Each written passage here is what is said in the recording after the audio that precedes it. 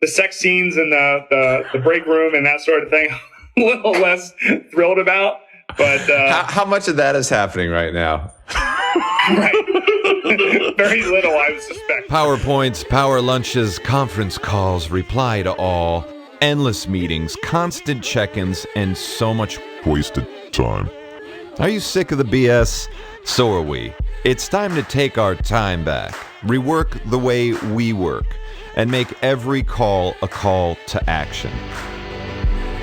This is a podcast for people who want to stop talking and really start connecting. This is After 12.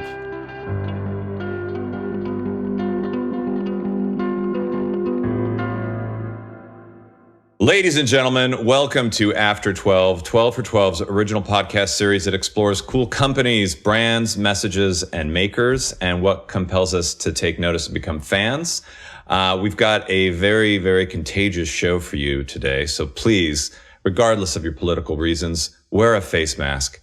Our guest today is an infectious disease specialist and assistant professor at the University of Chicago with 20 years of clinical experience in both adult and pediatric medicine.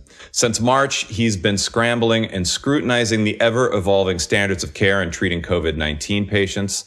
While we've been on the sidelines talking to marketers and makers, he's been on the front lines helping to save lives. He is a friend who trained with my wife.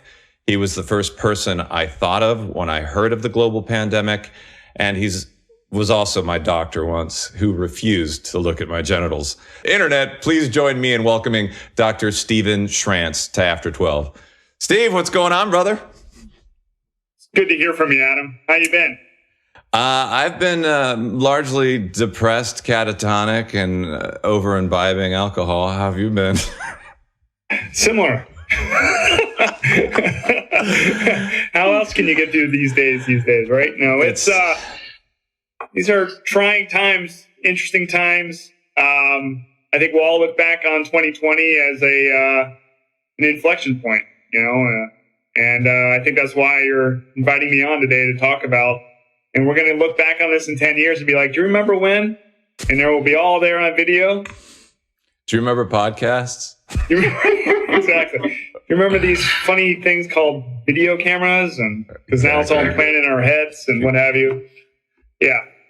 Well, I mean, you're right. These are extremely intense times with, COVID and Trump and, Black Lives Matter and fascism and depression and unemployment and the election coming up. I've been crying a lot, but, there's also, for you, I mean, this must be just the best time to be an infectious disease doctor. Yeah, I mean, there's that old quote that says, "May you live in interesting times," right? And there's I was watching Hamilton a few weeks ago with my kids, and there's the whole song about just look around, how lucky we are to be alive right now, right? Yeah. And that's the kind of the situation we find ourselves in. And so, as an infectious disease specialist, this is kind of exciting in the sense that everybody's got our eyes on us as to how we're going to deal with this, and solve what I think is, the world's largest problem right now. I don't think I'm going out on a limb too much there to say that. Yeah, it's funny to use the theatrical metaphor too with Hamilton. That was actually the last show that Nora and I saw in New York City at the end of December to celebrate her big birthday. I won't say which one it is because she'll kill me, but it's thinking of being in that crowded theater environment and thinking like, even then, because I am such a germaphobe, like people are coughing and it's hot and stuffy and those, Broadway seats are so close together. And I'm listening to the story on stage unfolding about, we're revolting from, the tyrannical King George and this threat that is so ever real. Well, I don't think in our lifetimes, for sure, we've ever had such a threat that was looming, not just in our unconsciousness, but consciously in everything we do, from, having to don a mask or sanitize our hands every 2 minutes or, whatever the case. It's just knowing that this is a mortal threat. So with that said, and as an ID doctor, what is it like going to the office, the old hallowed halls of the University of Chicago these days. Well, right. I mean, I think it's been an evolution, right? And I first kind of came on, with COVID the way everybody else did. I remember vividly mid-January seeing the New York Times with the article about this new virus discovered in Wuhan, China. I thought it was interesting because I've been to China one time, and guess where I visited? That's great. This small town of 12 million people in the middle of China. So we have a relationship with Wuhan University and went out there to give a few lectures. Actually ended up having to give a graduation speech to a few people about, their graduating class because we had an affiliation during their medical education.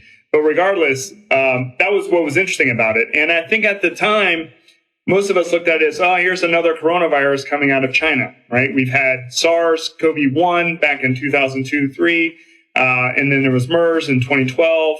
And the thought was, all right, let's see where this one goes. And I then gave a presentation to our section in February. Every week we have to give a talk. Somebody in the section says, all right, this is something new or interesting. So I was like, well, I guess I should talk about this. This is new, interesting, it's different. At that time, we didn't have, but I think one case in Chicago at that time. And it was like, all right, why are we getting all excited about this? Flu seems to be a much more of a problem.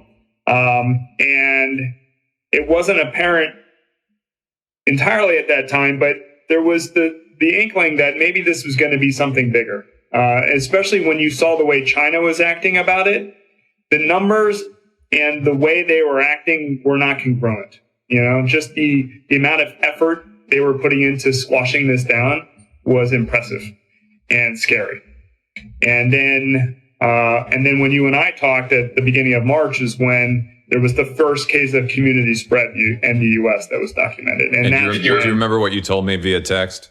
Am I allowed to share expletives on this podcast? Yeah, absolutely. Yeah, great. I guess even my kids could know that word. Yeah, I said, this shit's going to get real. Yeah. And it, it has.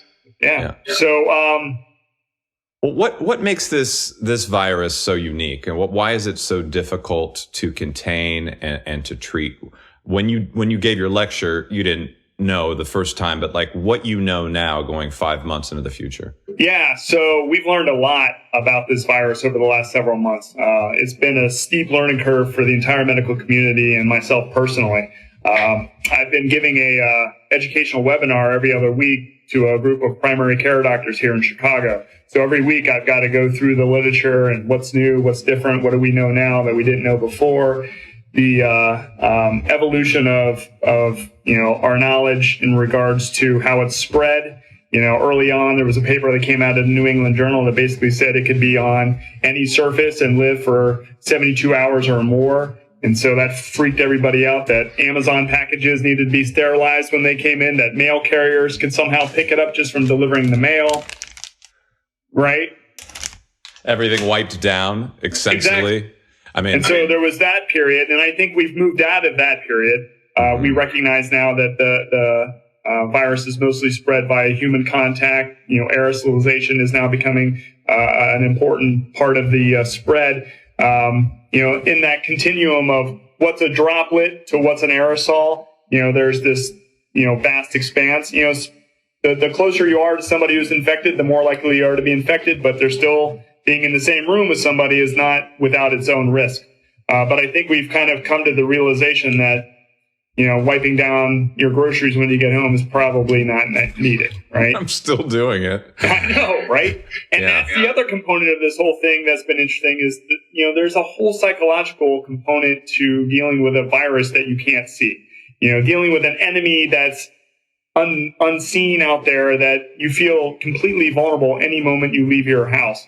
And anytime you interact with somebody. And so that vulnerability is another aspect of this. And the other thing we didn't know early on was how important asymptomatic or pre-symptomatic spread was. And as we've learned more about that, that's where the idea of universal masking came in to prevent that. I was just having a conversation with my brother on the way to work today, and he's like, he's now working at a college, small college, 1,000 students in Ohio.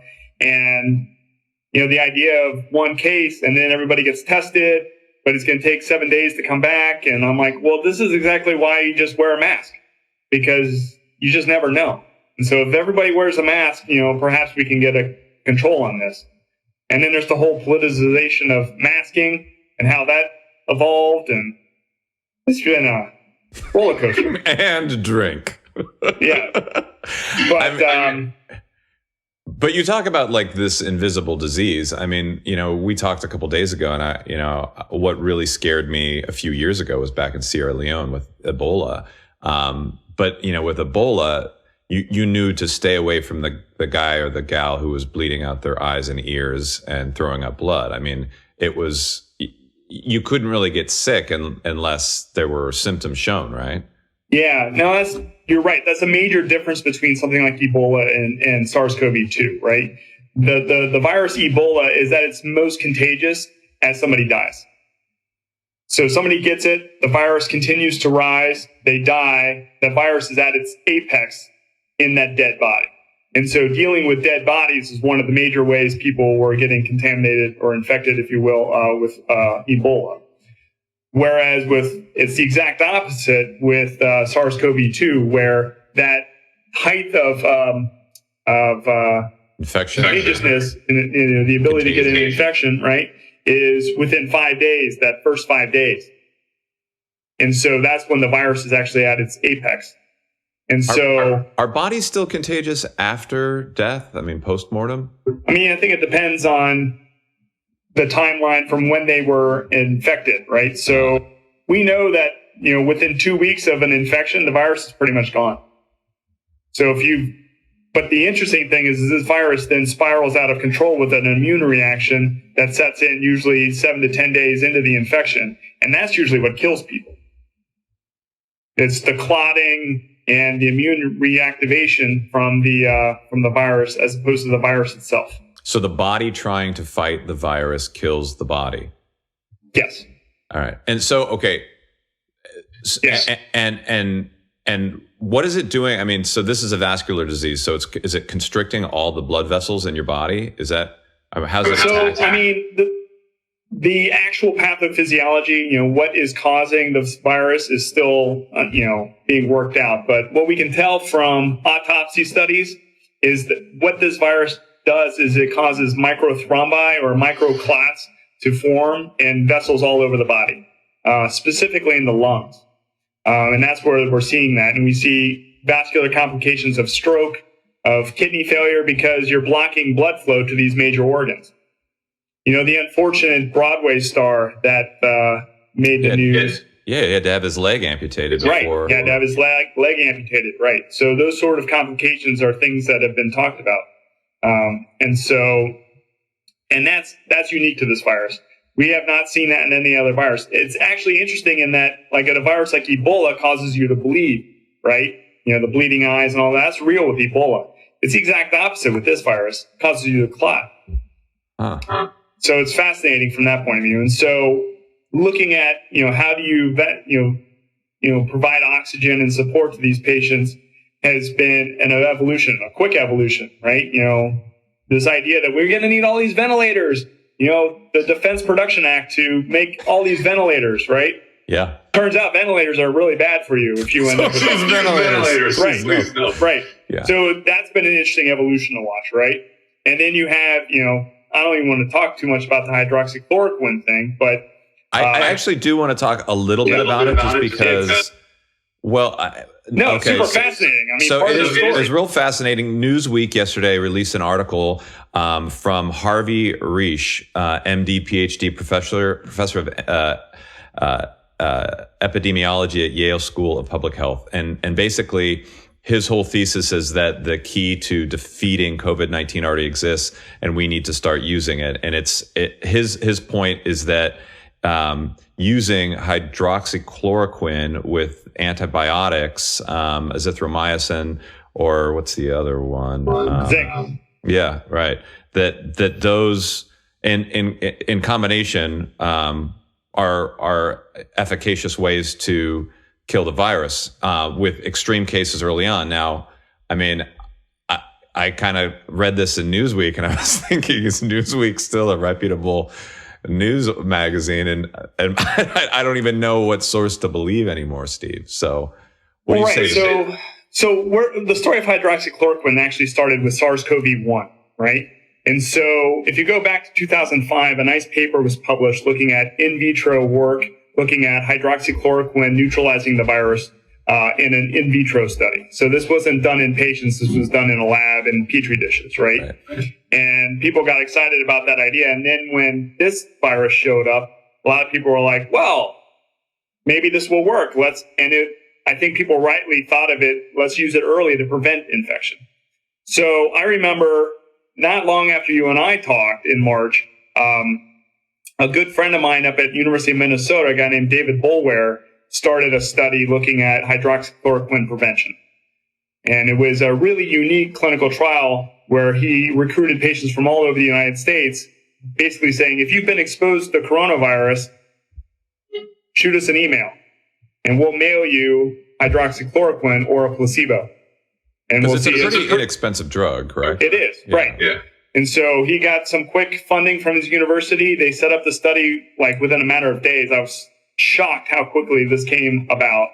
And he ran the study. That study was published at the end of May in the New England Journal showing that it was not effective. So this idea that hydroxychloroquine has not been rigorously tested is not, it's just been debunked, Have you looked at this Yale research yet from Dr. Reisch? I have not. I can tell you I have not looked at the Newsweek article or Dr. Reisch's research on this. However, I'm familiar with all the other studies that have shown that it's not effective. Right. So it'd be interesting to understand that. And I'd also be interested to know why Dr. Reisch is publishing his research in Newsweek. And not this podcast. Right. Well, there's that, right? So again, that's really funny that you say that. I mean, we're living in such a highly polarizing time, regardless with everything going on, but everything has this bifurcated, mediated perspective. You're on one side or you're on another.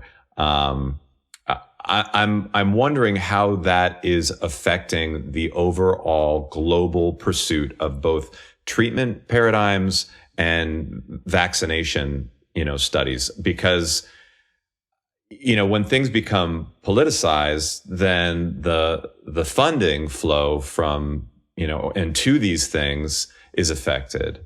What do you think right now in terms of, looking at the big picture? Are we on track with treatment regimens? Are we on track with vaccine protocols? I mean, at this stage, we're still we're in the dark, right? It's been super interesting to watch how people have reacted to, let's talk about treatment first before we get into the vaccine. So the evolution of treatment over the first 3 months of this has been fascinating to watch, right? In the sense that we started out, our first drugs that we thought about using, honestly, were hydroxychloroquine and then some HIV drugs, like a drug called Kaletra, which is a combination of lopinavir and ritonavir. And the reason is there was some similarity between the SARS-CoV-2 virus and HIV in terms of how it uses cellular mechanisms to replicate.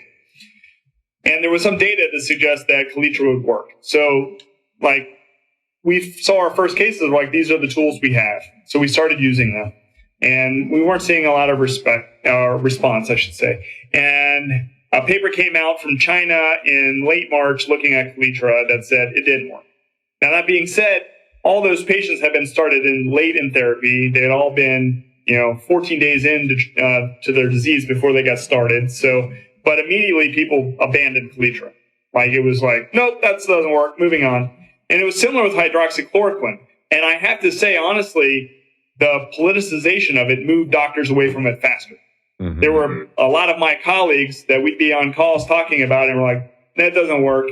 And a lot of it was, and then jokes and memes and things would come out. And it was like, you were shunned if you thought hydroxychloroquine worked, you know? And so that was kind of disconcerting in the sense that even, you know, people who were supposed to be guided by science were being guided by their politics as well. Right. It's still happening. It's still happening. And as much as we make fun of our politicians for doing it, we're all doing it. And as much as we want to say that we're scientific, when you're dealing with the unknown, these variables start to play a role. So that was interesting. And then we got remdesivir, right? So remdesivir is the miracle drug from Gilead, right? And it was really the only one that seemed to have a lot of efficacy early on. And so we made a strong push to put a lot of our patients on remdesivir early on. And what was interesting about it was at the same time, I was helping with a study that was looking at convalescent plasma. And so that's the idea where you take blood from an individual that's already recovered from COVID. Right. And you then, you know, take the antibodies or the plasma out from that individual, and then you give it to somebody who's sick. Yep. This is a age-old treatment, was first used in the Spanish flu in 1918, was used in, you know, SARS, it was used in MERS, it's been used in a variety of other situations, including Ebola. Tom Hanks and Rita Wilson did it. So, I mean, well, there you go, right? I mean, damn, Tom Hanks did it. Exactly. But early on, that was, hey, this is legit. This has got some history. And so, but what was interesting about it from our point of view, I was helping with that study. There was the remdesivir study, and everybody was gravitating towards remdesivir right away. It's like, you know, a drug has got to work better than antibodies from somebody else that has been used for 100 years, you know? And so there was that whole push that was, I think, you know, there's an American sensibility about this, that some product, some new thing is going to come along and be the savior. The magic and silver I think bullet. That's still it, right? So remdesivir was that early on, like, this is going to be it. And I would sit in on conferences with, you know, very senior professors here at the university, and they were all remdesivir, remdesivir, remdesivir. And I'm like, there's no evidence for this. So when the evidence finally came out, the study was stopped short. It did not show a mortality benefit. It showed a length of stay benefit. So basically, if you were sick enough to be in the hospital, but well enough to live, you got out of the hospital sooner. In the no man's land. So you get like, what, 3 or 4 days, right? I mean, it truncated it by 3 or 4 days. Okay. Exactly. Well, I mean, so according to the Sun-Times, in late June, the University of Chicago was selected to assist in the study of a COVID-19 vaccine developed by Massachusetts biotech company Moderna. Now, without violating any NDAs or IOUs or pinky swears, how has this process been? And on the other side, from treatment to vaccine, do you think an efficacious vaccine is possible? Do you think this is the way to pursue where medical technology and science is going right now, Steve? Yeah, so I think the pursuit of the vaccine is exceedingly important. And I think that I do long-term think that this is the solution that will get us out of this bind. That being said, it's going to be challenging. We are going at this vaccine development, you know, warp speed, as it's been dubbed, right? I know. I mean, as a marketing geek on the hunt for cool brands, as the T-shirt says, I don't think I would have opted for Operation Warp Speed. Engage. With hyperspace, are you more of a Star Wars guy? Yeah, I would have gone. I would have gone hyperspace. I wouldn't use science fiction at all. I mean, we're talking about reality, and a very, very scary reality. So anyway, I the first time I read that, I was like, honestly, this is just par for the course, isn't it? Yeah. And unfortunately, at this point, I think you're right. So I think and I'm not saying anything that has not already been talked about, in the sense that the duration it usually takes from a vaccine to go from the lab to market is anywhere between 5 and 10 years. And that we're now condensing that whole thing into a study that's going to be completed by the end of the year, that just started this week. And because of the speed of it, everything is complicated. So the contracting with institutions is held up, and we've been asked to try to get between 500 and 1,000 subjects for the study, trying to recruit that number. Think about the complexities involved with, once you give the vaccine, now you got to bring it back and give them a booster a month later. So right there, you're going to lose a group of people that don't ever come back. Sure. Then once you've got that group, anytime they have a symptom that looks like COVID, they need to be evaluated to see if they actually have the disease or not. Sure.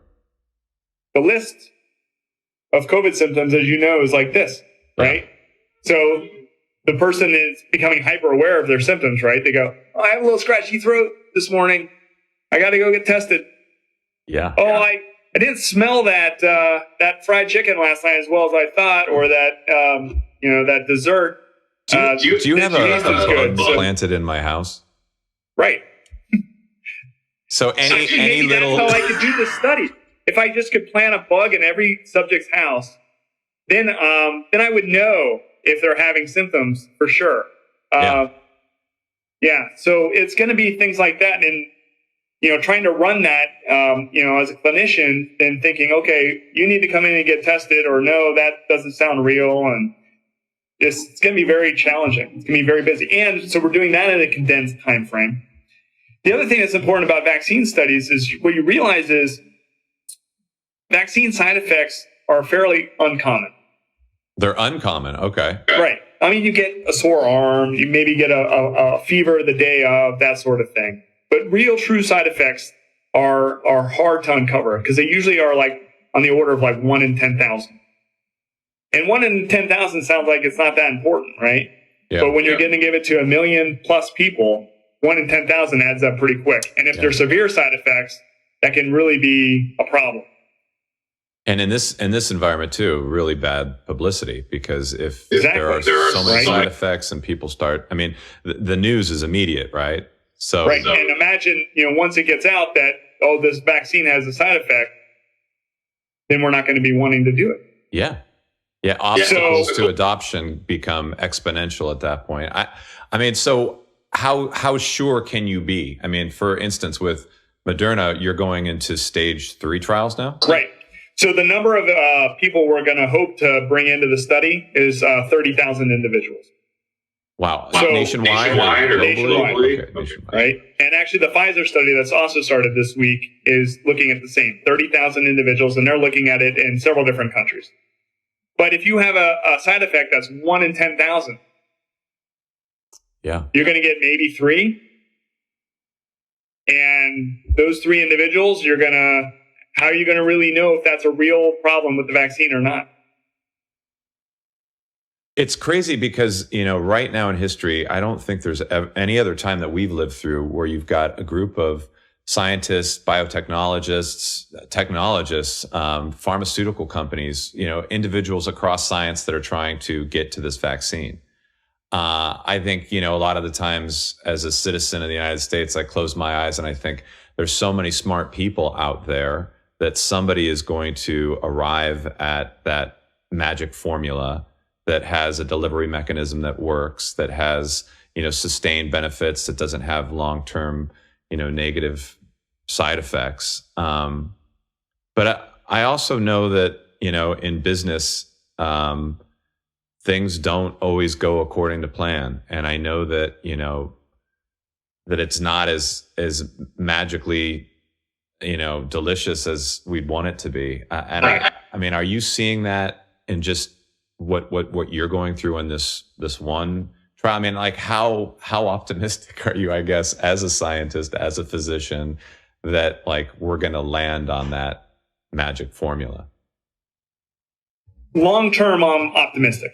Okay. I think that we will find a product that is going to significantly curb COVID-19.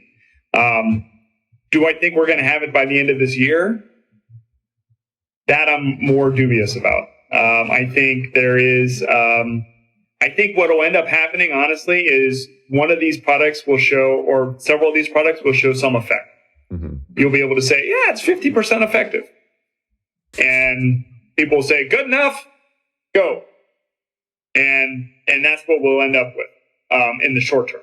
Long term, I'm excited in some ways because I think that this vaccine technology that we're exploring with these have never been truly tested in a robust way. And I think that there is some promise there. And I think that we could end up with vaccines against all sorts of things that work if this technology pans out. So that's exciting, right? We're talking about, kind of an entire switch in our technology, right? The way we make vaccines could be forever changed after this. And so that's exciting. So long term, very hopeful. Short term, it's going to be a rough ride for a little bit. It's funny too to think about all the technology, all of the great science that we have come up with in the last 100 years, and to think that this is not an unprecedented pandemic. I mean, the Spanish flu in 1918 affected 2 million people, and they didn't have the same technology, and they got through it, wearing masks, hosting classes outside, distancing, shutting down. But, the fact that now we are so hyper conscious of, missing out, and that everything has such an immediacy behind it, the fact that, from March, let's say through June, we went into quarantine, and, yet we couldn't contain ourselves fast enough. We had to get out once the states started opening up. And you talk about asymptomatic or pre-symptomatic spread. All of a sudden, the rates of infection shot up, and now, we're over 4 million confirmed cases in the United States. And, that number again is an exponent, probably, 40 times that, 20 times that, who knows?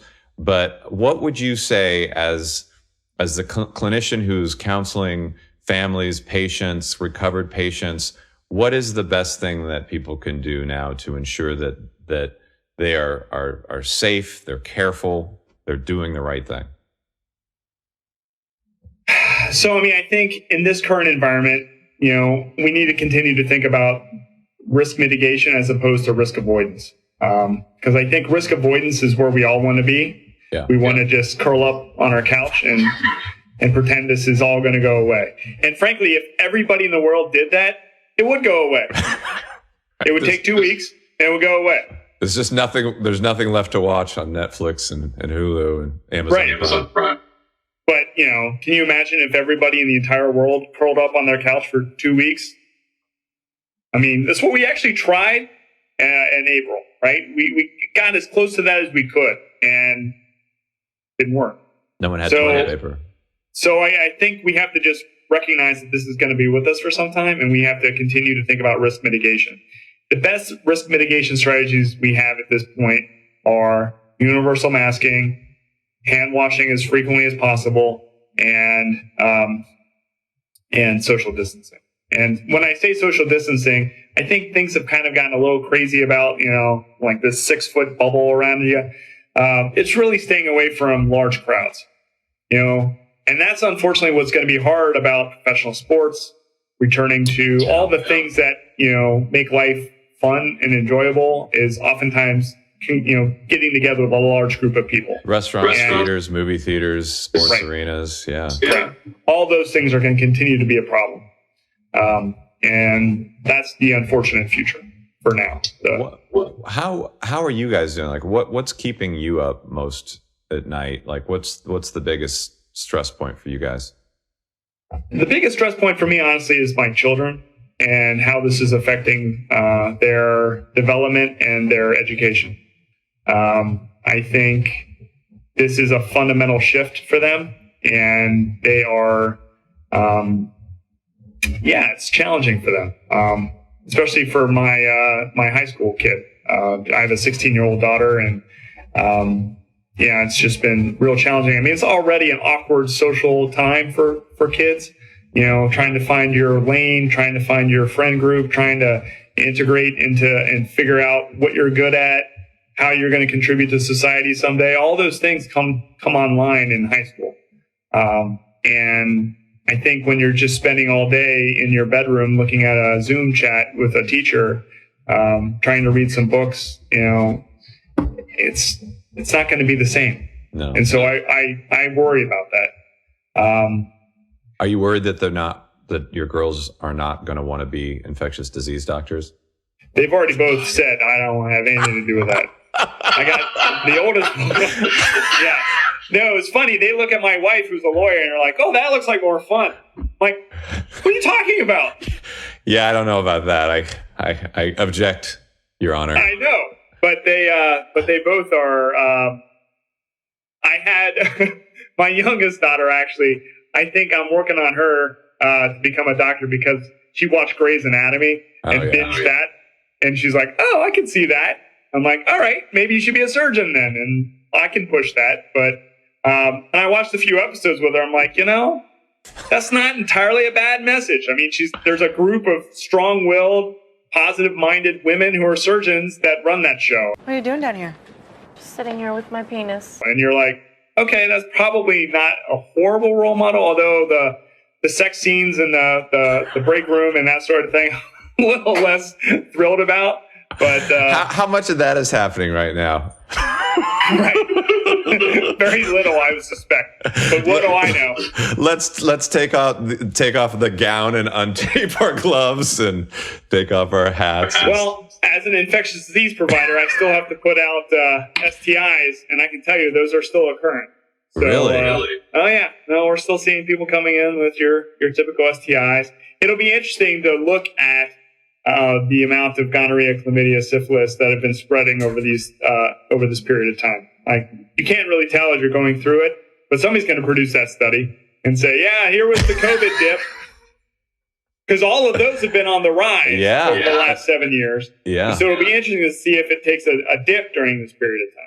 Right. Well, especially, I mean, when you do run out of options on Netflix, I mean, what do you do? And these people that were kind of not really couples, maybe they met on Tinder or they started dating and then they started quarantining together or they became part of their germ circles or little bubbles. Yeah, man, that's crazy. You started the podcast saying you think this is going to be an inflection point. Do you think all of this, do you think we'll learn from this, Steve? I mean, like to evolve a little bit more. I mean, to me, it seems like we've been such a consumer culture for so long, especially in the United States. And I've used this analogy with other guests that we're the largest consumer in the world and China is the largest distributor manufacturer in the world. And the relationship to the disease and the spread, and it's just no surprise to me. But do you think this will help us achieve more of a culture of consciousness, i.e. what's happening with Black Lives Matter or what's happened after quarantine? Well, I think there's many threats there, right? And do I think this will change our consumer culture? No. I think that in some ways this will double down on it. I think the lesson that will be learned coming out of this is we can consume our way out of this problem. Buy this vaccine today. Buy the vaccine, right? Or we'll develop a treatment, and that'll solve the problem. Right. So I actually think that won't change. In terms of the other political movements that are ongoing at the time, I do feel like there are changes afoot there, and I feel that if things are continuing to evolve. Now, I'm also somewhat pessimistic in that I'm not sure it's going to happen in the next 3 months. I'm becoming more of a skeptic, and I think that this is going to be a decades-long change. I think we'll look back, as I said at the beginning, in 2030 at this and kind of reminisce about what things were like in 2020, because I think by 2030, we'll be like, oh, yeah, that was a tumultuous decade. And I think we're just starting on the challenging times in some ways. I don't think we're going to kick coronavirus in the butt in the next year and it's going to be the bump in the stock market and everybody's going to go around and celebrate and it's going to be wonderful times. I think it's going to be a little bit more prolonged and it's going to be challenging. But I think society's been in need of a reset for some time. I agree. There's kind of a cyclical pattern to societies in some ways. And I hope that this is kind of our, if you think about what happened after World War II, as devastating as that was, it kind of reset a lot of societies, including our own, and led to a period of relative peace. And so I was worried at some point that a war was necessary for that change. I'm thinking now that maybe a pandemic is all that needs to kind of reset. I just, in my mind, I have a picture of you in your lab coat and all your PPE holding Aaron on the streets of New York City, and that iconic classic shot of the sailor returning V-Day and the streamers come down. I look forward to that, Steve. You and me both, man. That sounds good. Well, it's been awesome talking with you, brother. And when that day happens, I'll be here with my camera and a glass of champagne for you and one for Aaron. I'm looking forward to that. Well, thanks for joining us, pal, and we'll keep in touch. Yep, absolutely.